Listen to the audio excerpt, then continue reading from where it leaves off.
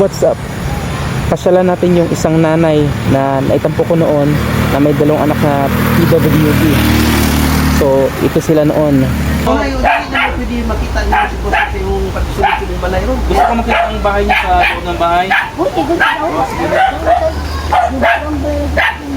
So, ayun no. Pupunta natin yung bahay ni nanay. Ayan. So, pasukin natin.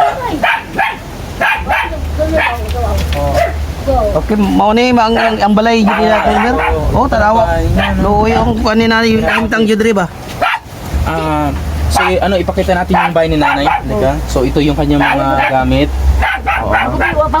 Okay. Ito yung pinaka-kwarto. Ipakita natin. Kulber ay dili magkumpiyansa sa group dia kulber. Ano, ipakita natin ng konti. Ay, kumusta? Ay, kulber ay sa kayo sulod dia. Okay, oo. Ito yung bahay nila. So, pakita natin. So, pakita natin ng konti. Yan. So, yan yung bahay ni nanay. Ito yung pinaka-kwarto niya. Ayan, grabe na yung kalagayan talaga nila, kawawa talaga. So, ito yung pinaka-kwarto nila. Bye, mayong hapon. Nami siya baka Ano to, paliguan? Likuran. Lagi na mo, hindi na mo plus lagi plus ako na lang support. So hindi na nag-plus. Grabe yung kalagayan ni nanay, grabe, napaka kawawa. Luoy talaga. Ko ano ang Mabitaw na. Ang kaso daw umulan daw ni mo. Kani magmulan ba tulo ko. Pag naulan, tumutulo dito? Oh, mo nang magkuha lagi ni kanang. Ko. Oo, grabe no. So, ayun no, mga katungod no, mga kaisiuna. So, ito yung kalagayan nila nanay ngayon. So, pasyalan natin ngayon kung ano yung kanilang kalagayan. So, let's go.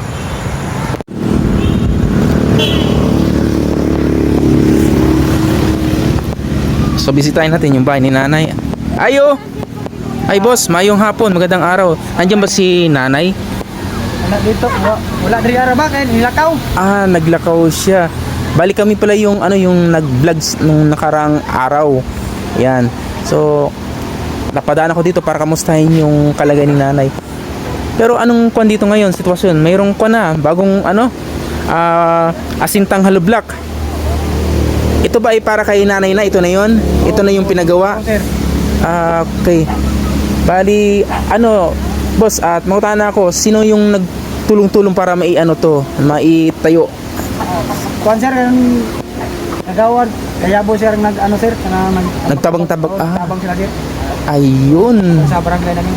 Ay, maraming salamat. Maraming salamat sa mga nag-sponsor kay Kagawad Kayabo at sa mga iba pa na nag-sponsor para matulungan maitayo yung bahay ni nanay. So, ito na yun yung sitwasyon ngayon sa lugar ni nanay. Boss, maraming salamat. Papakita ko lang ng konti yung bahay ni nanay. Ayan. Ito, tingnan ko. Kailan pala ito na naitayo? Itong Martes. Okay. So ito na yung bagong tayo na hollow block. Ayan, good news ito no. So ayan. Maraming salamat sa mga nag-sponsor. Boss, maraming salamat sa sa oras na ito nandito ka ngayon. Sila nanay pala umalis kanina pa. Oo. Yung anak niya, Kauban sila siya. kauban, kasama sila. Oo. So, si nanay, siya yung may anak na dalawang PWD. Ayun. So, wala si nanay ngayon, napuntahan. Nada ang isa. Nandyan sa sulod. Kaso sabi nanay noon sa akin, mahihain daw, hindi nakikipag-usap. Ayun. Boss, ano pala pangalan nyo? Si Johnny. Sir Johnny, maraming salamat sa oras mo na nakapag-istorya at takaron.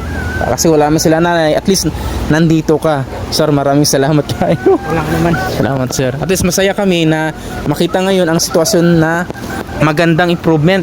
Dahil yung dito sa barangay, nagtulong-tulong sila, nagtabang sila para maitayo yung maliit na bahay na ito. At least semento na siya. So, ayan. So, ayan po ang sitwasyon ngayon. Sayang lang wala si nanay, hindi natin nakausap, di bale, babalik tayo. Ang importante, nakita natin ngayon ang sitwasyon na maganda na yung resulta. At least meron tayong nakitang pagbabago sa kalagayan nila nanay. So ayan po, una sa lahat, maraming salamat sa Diyos.